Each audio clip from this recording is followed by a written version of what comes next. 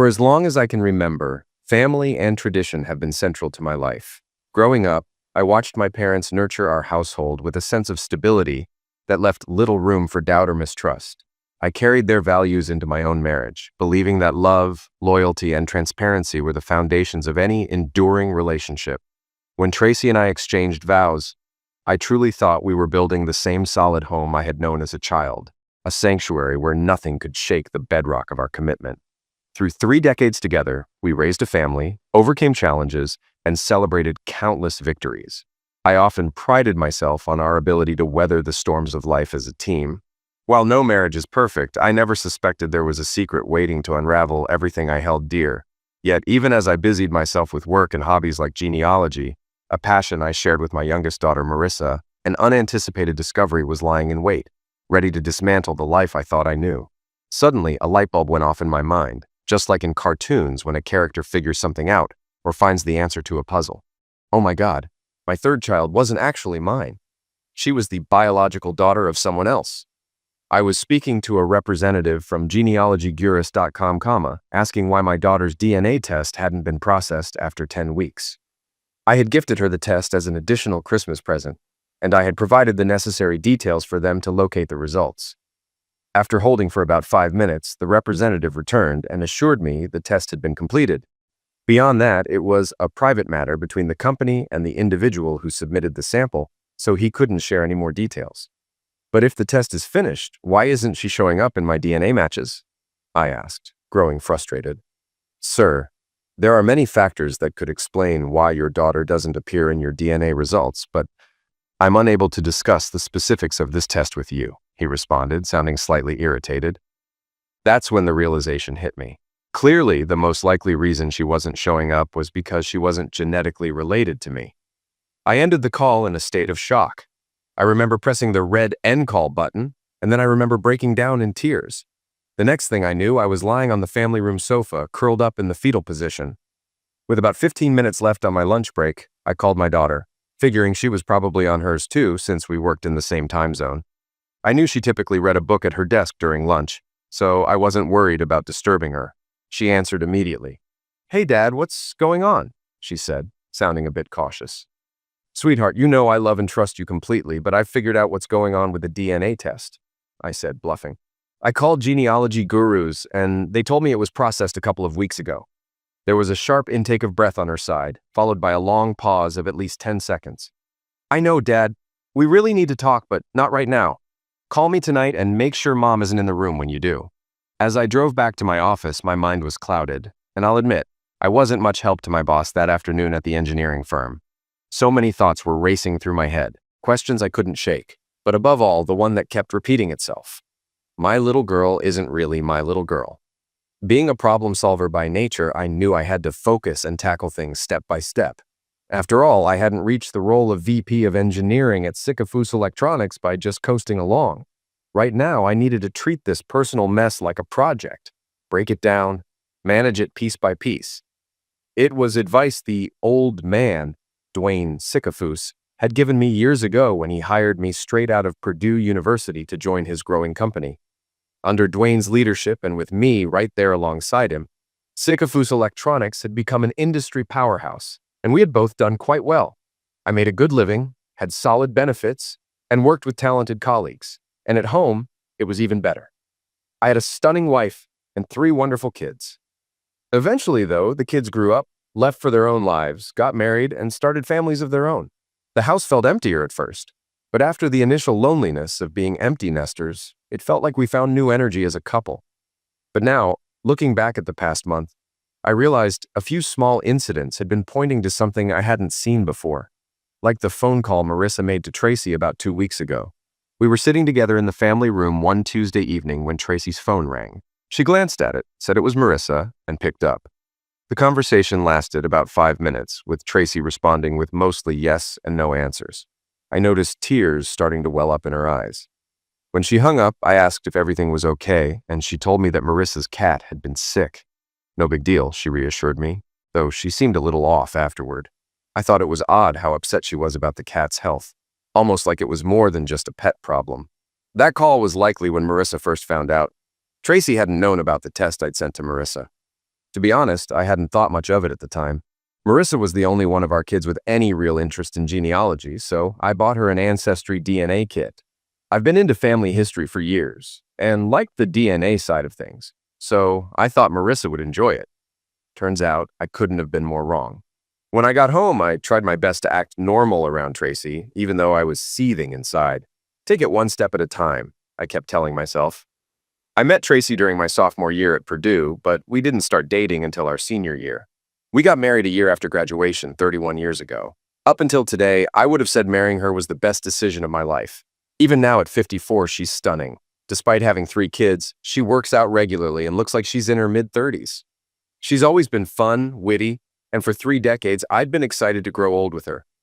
Around 8 p.m., I told Tracy I needed to make a quick call about a work project, and excused myself.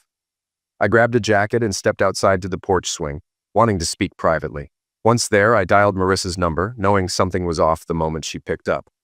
Marissa immediately apologized, explaining that she should have told me earlier, but her mom had asked her to wait until she could speak with me first. She was clearly upset, and her voice trembled as she spoke. I reassured her, trying to remain calm and tell her that I wasn't angry. I reminded her that this situation wasn't her fault. She, too, was a victim in all of this. Her breathing was shaky, and I could tell she was struggling to keep her emotions in check. I told her that nothing would change between us, that I was still her father and she was still my pumpkin, as I had always called her. I assured her that the love I had for her and her siblings was unconditional and wouldn't fade, unless, of course, she didn't want me to love her anymore. That was enough to break her. I could hear her sobbing uncontrollably on the other end of the line, her words coming out in a jumble. She cried that she loved me and didn't want anyone else but me. I tried to comfort her, telling her she was still my pumpkin, and that I wasn't blaming her for anything. After a moment, I shifted the conversation, explaining that while I didn't want to involve her further, she was my best source of information regarding the DNA test results. I assured her we wouldn't discuss the other matters that were complicating everything, so she wouldn't feel caught in the middle. But I needed to know, had she gotten any DNA matches? She sighed deeply before telling me that she did, in fact, have a match.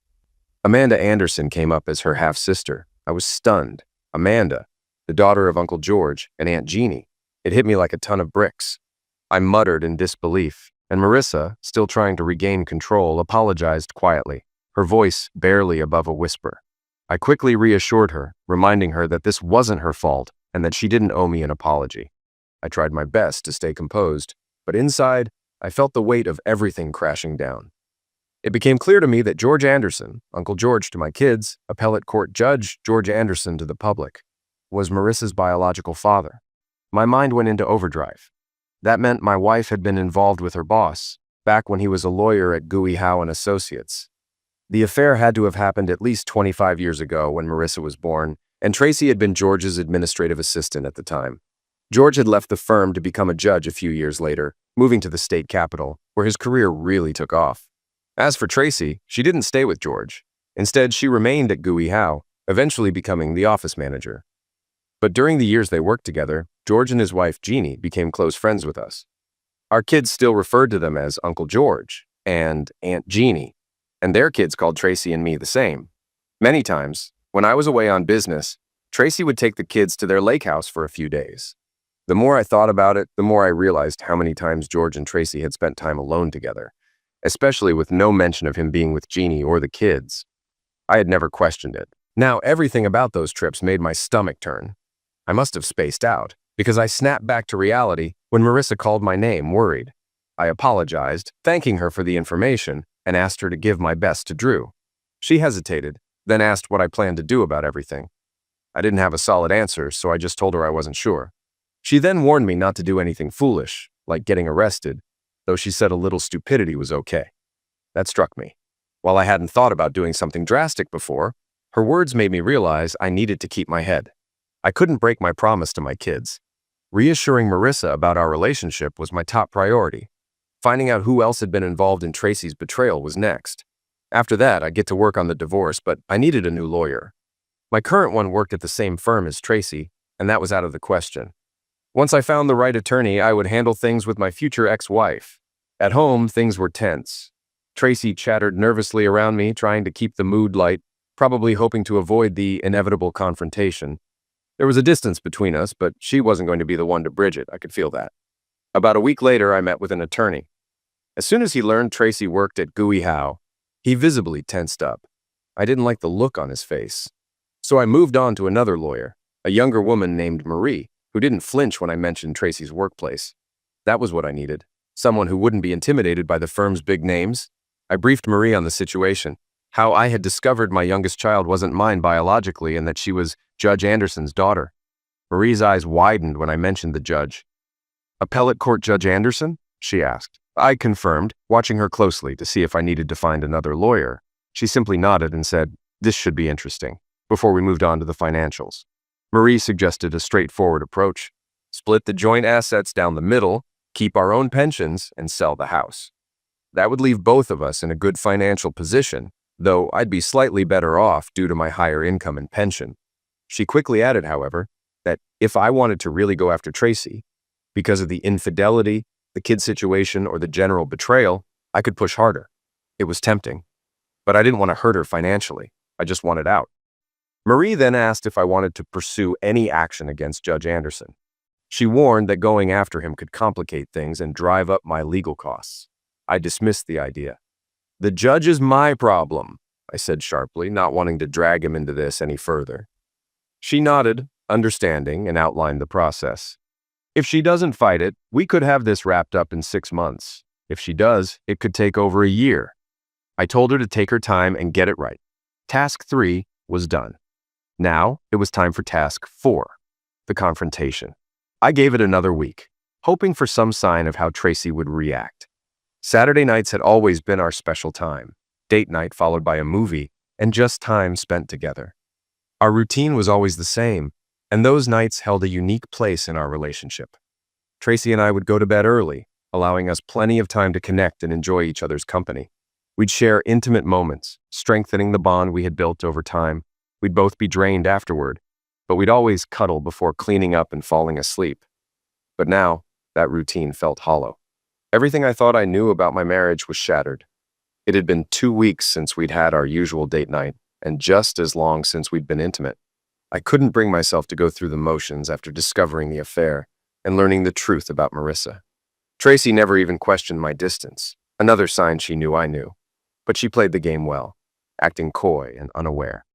That act, however, was about to end. I took her to a nice French restaurant that evening. We shared a bottle of wine, and the evening felt almost normal, at least on the surface. Tracy seemed happier than she had in weeks. Afterward, we went home. I led her inside, took her coat off gently, and guided her to the kitchen table. I pulled out a chair for her, set my drink down, and said the words that had been hanging in the air for far too long. "We need to talk." She gave me a small, nervous smile as I poured myself a glass of Jack Daniels over ice. I offered her something, but she declined, and I set my drink on the table, locking eyes with her. "The floor is yours," I said flatly. "It was a long time ago, Clark," she began, her voice shaking slightly. "George and I haven't been together in about 20 years. Can't we just leave it as a mistake from the past and move on?" I couldn't believe what I was hearing. I was relieved she didn't try to play the DNA test off as a mistake, but to act like it was ancient history? That wasn't going to fly. "Okay," I said, keeping my voice even. "You last slept together 20 years ago. When did it start? How often did it happen, and why did it stop? I want to know everything. But first, I need to know if our other kids are his too." "No, Clark," she answered quickly. "Barry and Katie are yours. I didn't sleep with George until about a year after Katie was born. The affair lasted about 3 years at the beginning, then we stopped when George decided to leave the firm and pursue his career in the judiciary. He waited a year before he applied for his first judge position, wanting to make sure his background check was clean. After that, there were only a few times we slept together, usually when Jeannie would take the kids to the lake house for the afternoon. She never knew, though. Eventually, George told her, and we all had a conversation, where George and I promised there would be no more. "And you never thought to tell me?" I asked, the anger rising in my chest. "You never thought to sit down with me and have that kind of conversation? What, am I just chopped liver?" Tracy wiped her hands on her sleeves, trying to steady herself. "I knew I could never tell you," she said quietly. "You'd have divorced me in a heartbeat, and I didn't want that. I love you. I always have." "You just love George more," I shot back, my words sharp. "You followed his lead, started and stopped on his terms, while I was your backup. I was the fallback plan." "No, Clark," she pleaded, her voice cracking. I love you with all my heart." "No, you loved him more," I replied, my voice steady but cold. "You loved him so much that you gave him up for his career, all while knowing I was here, willing to pick up the pieces. Maybe you loved me a little, but you knew I would worship you, and that I would make it all okay. For our family's sake." Tracy lowered her gaze, tears forming in her eyes. I had hit a nerve, and I could see the truth settling in. "But what about Marissa?" I asked, the anger bubbling to the surface again. "You knew he was having unprotected sex with you, and you had to know where that could lead, and did." Tracy sighed heavily, looking away for a moment before speaking. "I figured that since both you and George had similar physical traits, brown hair, brown eyes, light skin, no one would ever question it. When Marissa was born, I thought no one would suspect anything, and I knew you wouldn't doubt she was yours. I didn't worry about it until you sent her that damn DNA test." "So this is my fault?" I asked, incredulous. "No," she said quickly. "George and I talked about it, but I told him not to worry. I thought it would be fine since you both look so similar. The last I knew, George didn't even suspect it. But I'm sure Mandy's told him by now. I haven't heard from him in years, not since Marissa's wedding 2 years ago." "Well, it doesn't matter who knows what now," I said, my voice cold. "Marissa is mine. I'm on her birth certificate. I raised her and I love her. She's mine. And if George has any ideas about that, you better tell him to stay out of it. And by the way," I added, "I'm having DNA tests done for the other two. I need to know for my own peace of mind." "Clark," Tracy hissed, her face flushed with anger. "I told you, they're yours. And you expect me to trust you?" I shot back, the disbelief heavy in my voice. Tracy was completely caught off guard by my growing mistrust, and honestly, I couldn't understand why. What had she expected? But it was clear it bothered her deeply that I was planning to tell our other 2 kids about her affair. No one wants their children to see them as anything less than the ideal parent, especially when those children might begin to question your integrity. I needed answers, so I pressed for more details. I asked her how often it happened, where it happened. "Just finish the damn story," I told her. She started to explain, trying to make it sound as though it had all just unfolded gradually, like some unintentional slip.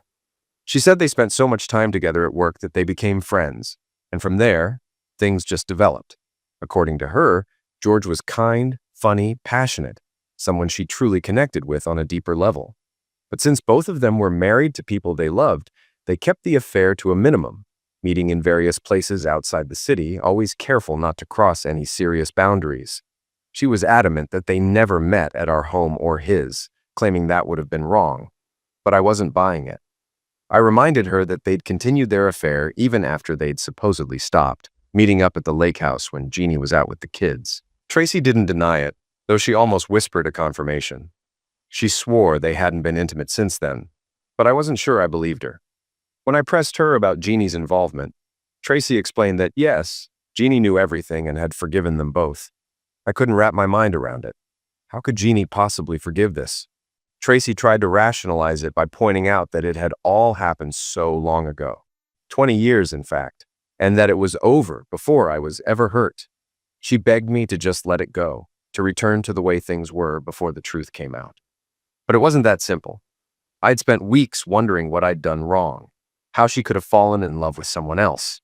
The real question was whether I could ever trust her again, let alone stay married to her. I had given her everything, my heart, my trust, and she'd taken it and kept it in her pocket, pulling it out when it suited her. This wasn't the kind of marriage I'd envisioned, and I couldn't ignore that. Tracy broke down in tears, but for once I didn't try to comfort her. I left her there and went to the family room, turning on the TV to block out the emotions swirling in my head. That night, we slept in the same bed, but it was different. We no longer held each other. I moved as far away from her as I could, and when she tried to close the gap, I stopped her. The look on her face, shock, pain, didn't faze me. I felt numb. Sunday morning, Tracy cooked a nice breakfast, but I wasn't in the mood for pleasantries. As we ate, I brought up the topic of divorce. Tracy was furious, shouting that the affair was ancient history and that I shouldn't be bringing it up now. But to me, time didn't erase the betrayal. She had lied to me, deceived me, and broken my trust. Those weren't things that could be brushed under the rug. I couldn't sit at the table anymore, so I stood up, leaving half my food behind, and went outside to mow the lawn. I didn't speak to her again until Wednesday evening when she informed me that Jeannie would be joining us for the weekend. I wasn't thrilled, but Jeannie had been a longtime friend, and she had gone through her own version of the same pain, so I agreed to have her over. Jeannie arrived Friday evening after a 2-hour drive. Tracy had prepared a nice dinner, stuffed flank steak with mashed potatoes, and I had picked up a couple of bottles of Merlot to accompany the meal. Dinner was light, friendly even, but the real conversation began when we moved to the family room, wine glasses in hand. At first, Jeannie spoke about the affair in a detached, almost academic way. But as she continued, her voice cracked and tears welled up in both her and Tracy's eyes. She explained how George had confessed the affair to her, admitting it had been over for a couple of years before she even found out. She said that at first, she was devastated, but over time she realized the affair hadn't hurt her as much as she thought it would. She had come to terms with it, especially since it had ended long before she knew. Jeannie even admitted that George's charm had likely played a role in how it all unfolded. She understood how it could happen. It was then that Jeannie told me, in a quiet voice, that she hadn't known about Marissa until recently when the DNA test results came out. She apologized profusely, her face filled with regret. I sat in silence, feeling the weight of everything they were saying. As much as they wanted to pretend it was all water under the bridge, I knew it would never be that simple. The affair had been a part of our lives for too long, and I couldn't just erase it. Neither could they. Jeannie never once brought up the times Tracy and George had gotten together after their affair was supposedly over, particularly at the Andersons' lake house. I couldn't help but wonder if she even knew about those times. I didn't feel like bringing it up, but one thing was clear to me. George must have been a fantastic lawyer. Jeannie almost seemed apologetic for his infidelity, instead of angry at him. I couldn't understand it. The way Jeannie talked, it was obvious she had come to terms with everything, but I wasn't wired that way. Unlike Jeannie, I couldn't just overlook the affair because it was in the past. For me, it didn't matter that it had been over for 20 years. I wasn't ready to let Tracy and George off the hook. Jeannie went on about how, had she left George, her life would have been worse, especially for her and the kids. She kept referring to that old saying about weighing the pros and cons of staying or leaving your spouse. And she was adamant that leaving would have been the wrong choice, as if that somehow excused everything that had happened. I wasn't buying it. I responded, acknowledging that yes, it was food for thought, but unlike Jeannie, I hadn't been told about the affair. I didn't have the luxury of knowing what was going on. I had found out by accident, and Tracy had kept it from me, assuming it was better for everyone if I stayed in the dark. She had lied to me for 20 years, and the truth only came out because of a DNA test. I then laid it out for her. 20 years later, I discovered the woman I loved had been with another man, and I was now learning that she'd given him up, not because she wanted to be with me, but because he'd chosen his career over her. I looked at Tracy for confirmation, and she just sat there quietly, not saying a word while Jeannie told her side of the story. Tracy was watching me closely, trying to gauge my reaction, but I knew she didn't realize I was completely aware of what she was doing. So I kept my face impassive, letting her stew in silence. Neither Tracy nor Jeannie liked my response. I could see the pain in their eyes as they exchanged glances. I didn't care. I stood up, walked into the kitchen, poured myself another glass of wine, then went back to the living room, turned on the TV, and made it clear I wasn't interested in continuing the conversation. They took the hint and moved to the living room to talk quietly among themselves. When the show I was watching ended, I turned off the TV, walked into the living room, said goodnight, and went upstairs. Saturday night, Jeannie caught me alone in the family room and said we needed to talk. I had no idea where Tracy was, but I agreed and followed Jeannie to the formal living room where we sat down. Jeannie started by acknowledging my pain.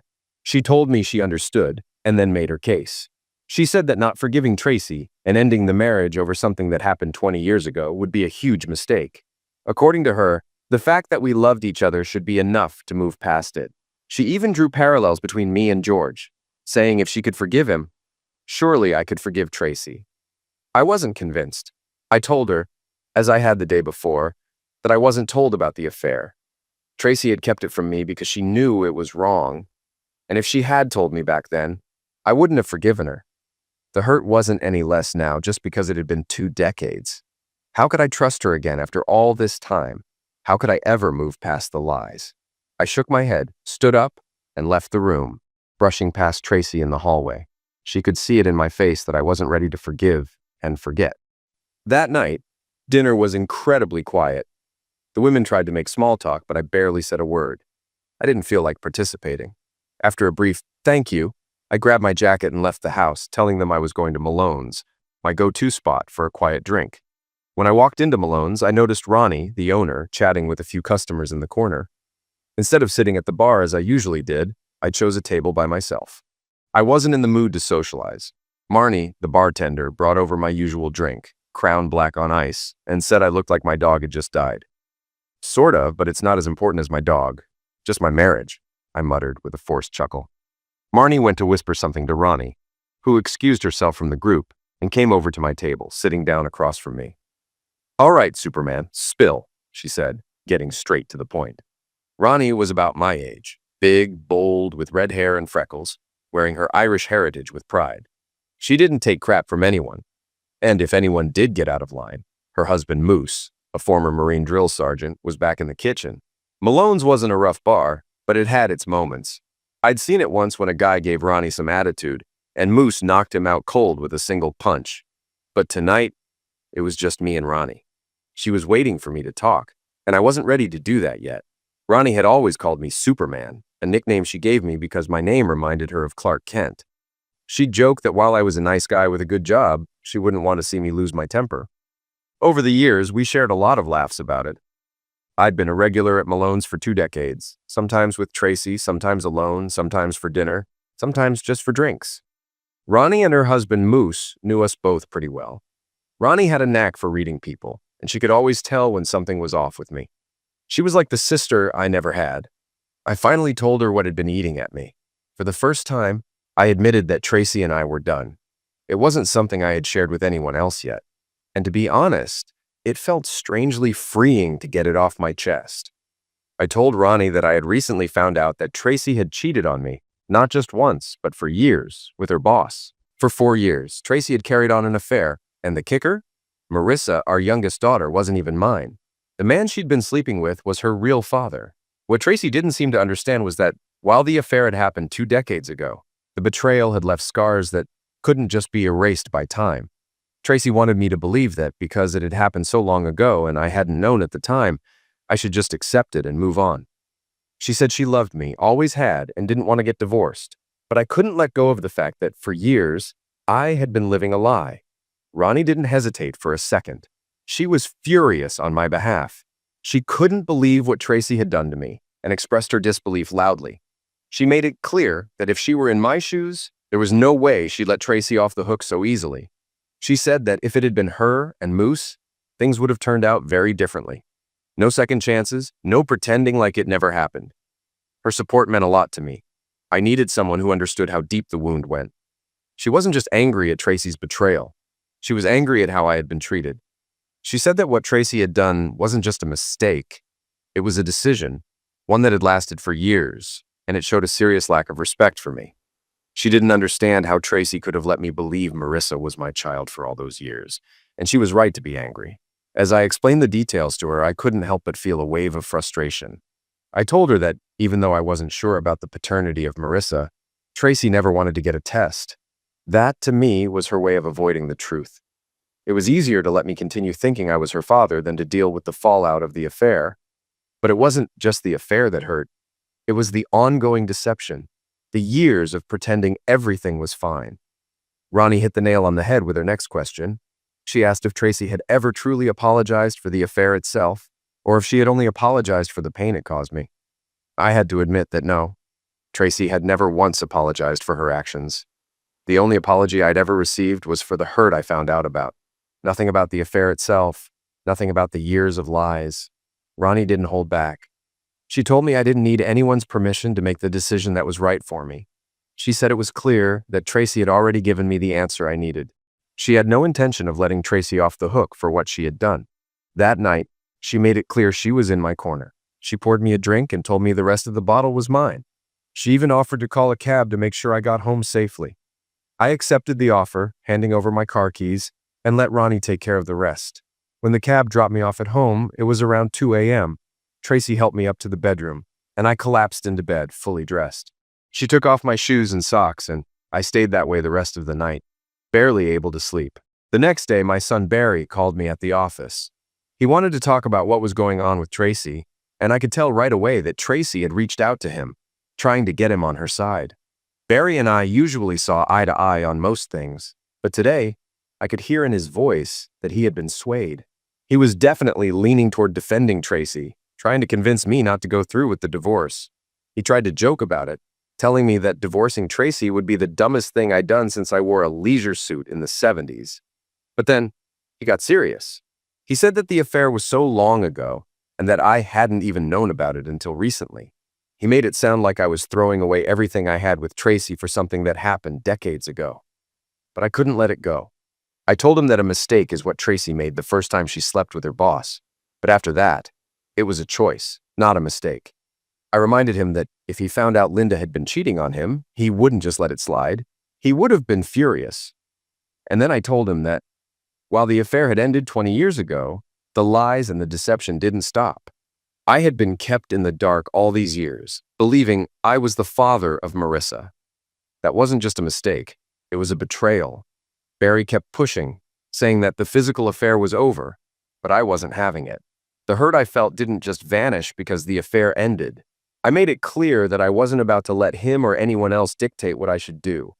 I had been the one lied to, and I wasn't going to let Tracy manipulate me into forgetting the truth.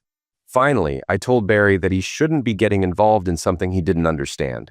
He was stepping into a place he didn't belong, between his parents. I was the one who had been hurt, and I wasn't going to change my mind. I had put Tracy on a pedestal, and she knew it. I had loved her completely, but now I saw how she had used me as a backup when the man she truly loved wouldn't commit to her. She had betrayed me, and I was done.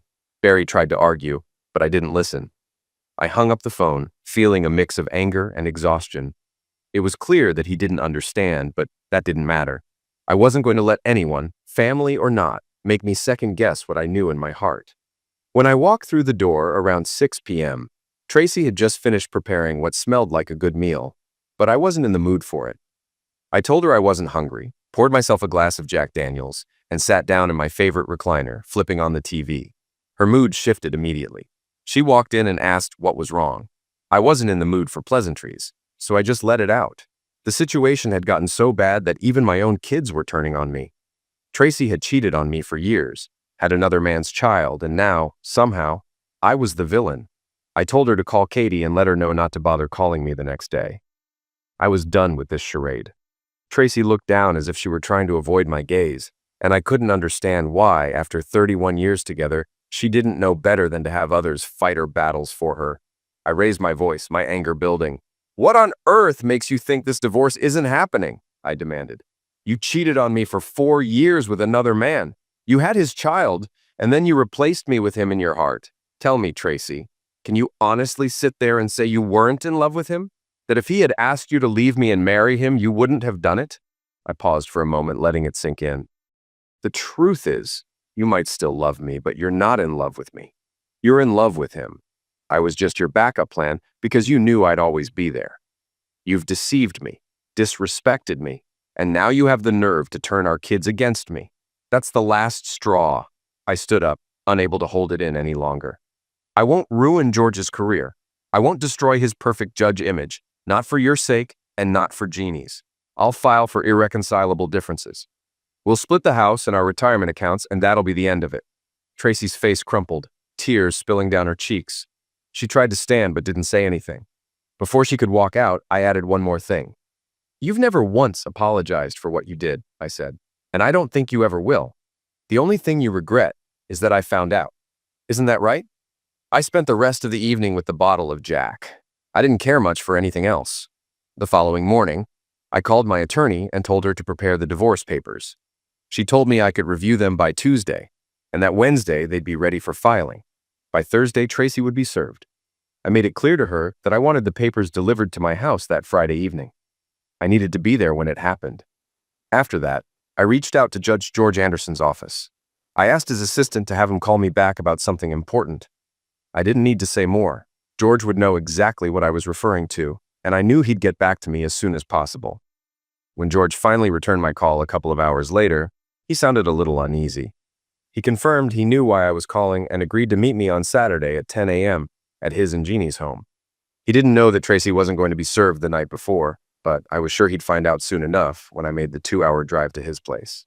At dinner on Saturday night at Malone's, Tracy admitted that Jeannie had called her and spilled the details of my upcoming meeting with George. Tracy asked if I'd like some company on the drive. "This isn't a social visit, Tracy," I replied. "I'm going to meet with George, and you don't need to be there." She tried to remind me that George was an appellate court judge with a spotless reputation and might even be a contender for the Supreme Court one day. She warned me not to do anything foolish that could get me arrested, especially after I'd promised her I wouldn't hurt his career. "Of course, choose him over me again," I said. "But don't worry, I'll keep my promise. I won't do anything that would risk ruining his chances of making it to the Supreme Court. The show must go on." The next day, I took a few hours off work to meet with my lawyer and review the divorce papers. After giving her the go-ahead, I turned to leave. She stopped me and asked if I had any plans for Judge George. "Why do you care?" I asked, raising an eyebrow. "Well," she said, handing me her card, "I still handle some criminal cases, and I have a feeling you might need a good lawyer soon. You're an engineer, Clark. Methodical, precise. But I know you're wound pretty tight, and that scares me." I tucked the card into my pocket, said goodbye, and walked out of her office, already thinking about the next steps in what had become a very complicated and very personal mess. The next 3 days passed in a blur. Work was demanding, with a major project taking up most of my attention. It helped distract me from the chaos at home. Even the old man at the office commented on how focused I was, considering everything I had going on. I told him it was nice that something was working right for once. But before I left the office on Friday, I filled him in about Tracy being served and my upcoming meeting with George. I warned him that if things went sideways, I might end up in jail by Monday. He just gave me a reassuring nod, told me he had my back and my bail money, and we left with a handshake. When I got home, there was another delicious-smelling meal waiting. Tracy had been pulling out all the stops lately, trying to show me what a great cook she was. I almost felt guilty, knowing that dinner was just the calm before the storm. We ate in mostly silence, a familiar routine now, though I made sure to acknowledge how great the meal was. I wasn't heartless.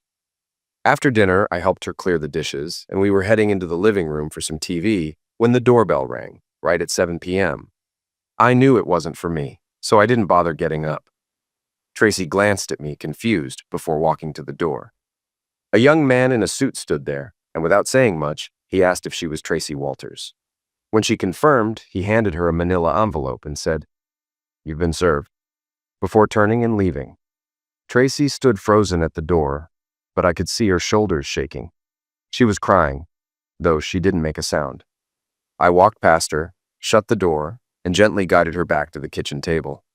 She was completely devastated, even though I'd warned her this would happen. We sat there in silence for what felt like hours, but in reality, it was only a few minutes. Finally, she muttered, "You bastard," and ran upstairs to our bedroom. I didn't follow her. The hardest part was over. For the first time in years, I didn't sleep in the same bed as Tracy. Instead, I went into the guest room we'd set up, though calling it sleep felt like a stretch. I had just made the break from the woman I once considered my everything, my soulmate. Even after everything, we had still shared the same bed, neither of us willing to be the one to make the final move. But now it was over. In my mind, the chapter had closed. The next morning, I woke up, took a shower, and as quietly as possible, gathered my clothes from the bedroom. I didn't want to wake Tracy or risk any kind of confrontation.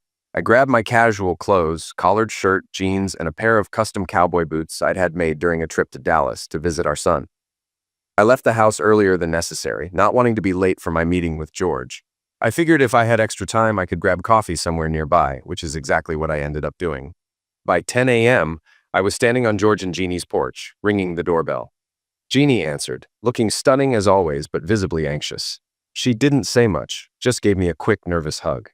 "I'm sorry it has to end like this," I said quietly, feeling a strange mix of sympathy and anger. She didn't respond, just took my hand and led me into the house.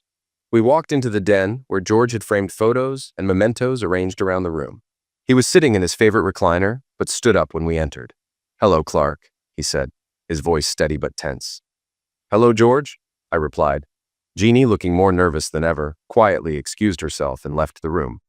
We stood across from each other in the middle of the room, about 6 feet apart. This was a man I had once considered almost like an older brother. We were close, 2 years apart in age, both about the same size, though his softer lifestyle over the years had added a good 30 pounds, most of it in his round belly. We'd shared countless memories, Fishing trips, hunting expeditions, parties, and long talks about our hopes and dreams. I'd been proud of him, proud of his career. George was the kind of friend you could count on, someone you'd go to battle with. And now, here we were, in a completely different situation. He stood there, staring at me, and in that moment, the man I once considered a friend had become my enemy. The one who had taken my wife's love, fathered her child, and destroyed everything I had built. A wave of fury rushed over me.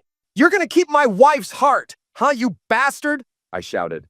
"And you'll keep your perfect image intact too, because I promised Tracy I wouldn't tell anyone, and I don't break promises to her, but you won't keep your balls." Without thinking, I stepped forward, planting my left foot and launching my right leg upward, aiming for the one target that would make my point clear: his lap. George moved slower than I'd expected, and the impact was harder than I could have imagined. My metal-tipped boot landed with force. The sickening crunch as it struck him sent a sharp sense of satisfaction through me. His scream cut through the air as he collapsed, clutching his injury in agony. Jeannie rushed into the room at the sound of his cries, only to find her husband writhing on the floor. She froze, looking helpless, then turned to me, her face filled with anguish. I pulled my phone from my pocket and dialed 911. "There's been an accident at Judge George Anderson's house," I said. "We need an ambulance here right away." I turned to leave, but before I could reach the door, Jeannie caught my arm. For a moment, I thought she might lash out, but instead, she looked calm. She pulled me into an unexpected hug and whispered, "Thank you. We know what we have to do." I held her for a second, then stepped back, leaving the house and getting into my car. The whole way home, I didn't think the cops were going to come after me. Jeannie understood everything, and when George recovered, she'd explain it to him in time. The drive home felt freeing. Maybe it was the release from months of emotional pain, or maybe just the satisfaction of getting back at the man who had stolen my life. I wasn't sure, but I finally felt a sense of peace.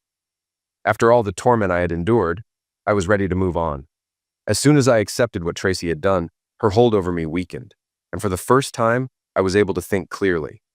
It might not have been the right solution for everyone, but it was what was right for me. I deserved to take care of myself for once.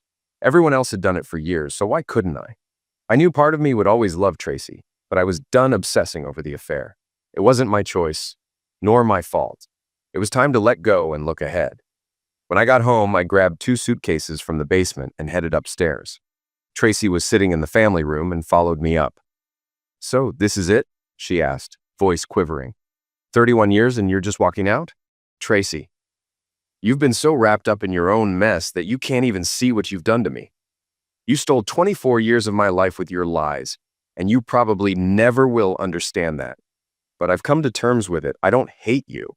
I don't even hate George, though I'm sure he thinks I do right now. I'll find a way to make peace with Barry and Katie, eventually. But you need to make peace with Marissa. The girl's a wreck. I paused, took a deep breath, and continued. Sign the papers, Tracy. Let's wrap this up. I'll get the rest of my things out in the next few days. I don't think we need to talk anymore. If you have anything else to say, my lawyer's card is on the kitchen table. She stood there, frozen, her eyes full of tears, but nothing came out of her mouth. I walked past her, picked up the suitcases, and headed back downstairs. I loaded them into the trunk of my car, grabbed a few personal items, and left. 31 years of marriage? Gone. Just like that. I was wrong about George. It turns out he did manage to keep one of his balls. After undergoing multiple surgeries and enduring months of pain, the doctors were able to save at least one of them. Marissa was the one who broke the news to me, having been contacted by Jeannie when she couldn't reach me. Jeannie didn't have my number, and no one else in the family wanted to be the one to tell me. In fact, nobody in the family has spoken to me since then. It's been 8 months now.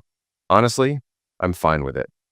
As for George, the official story was that he had a home accident. The narrative was that he accidentally collided with the corner of his ornate desk in his den and then somehow injured himself again when he fell. To avoid any awkward details, the press reported it as a simple home accident, without mentioning what part of his body was affected. He received an outpouring of sympathy, which, I suppose, might even help his chances of landing that Supreme Court nomination.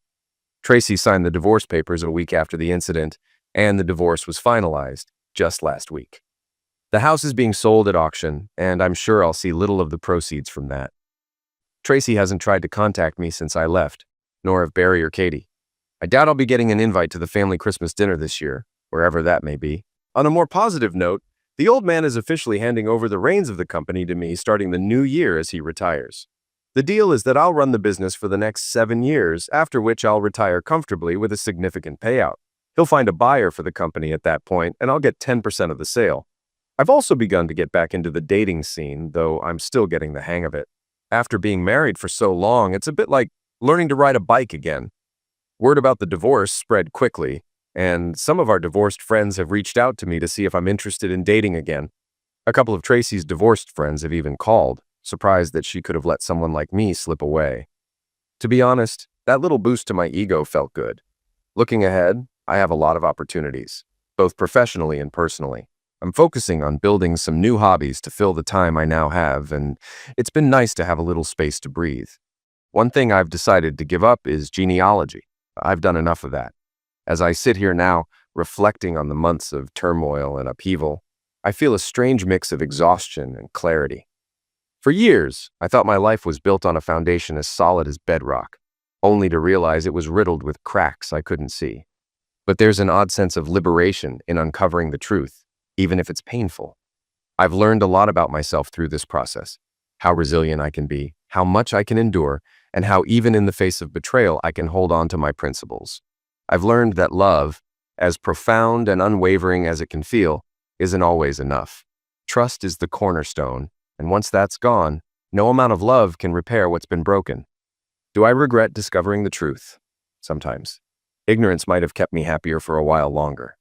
But in the end, I'd rather face reality, no matter how messy, than live in a comforting lie. I'm moving forward now, piece by piece. I'm still healing, but there's a certain hopefulness in starting anew. There's a world of possibilities out there, opportunities to rebuild, to reconnect, and to rediscover who I am without the weight of the past holding me down. For now, I'm taking it one day at a time. Maybe I'll meet someone who will remind me what love can feel like again. Or maybe I'll just enjoy the quiet satisfaction of knowing that I've come through the storm stronger, wiser, and ready for whatever lies ahead.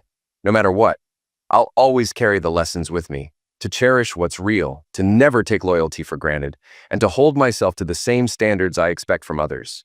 Life isn't perfect, but it's still mine to live. And for the first time in years, that feels like enough.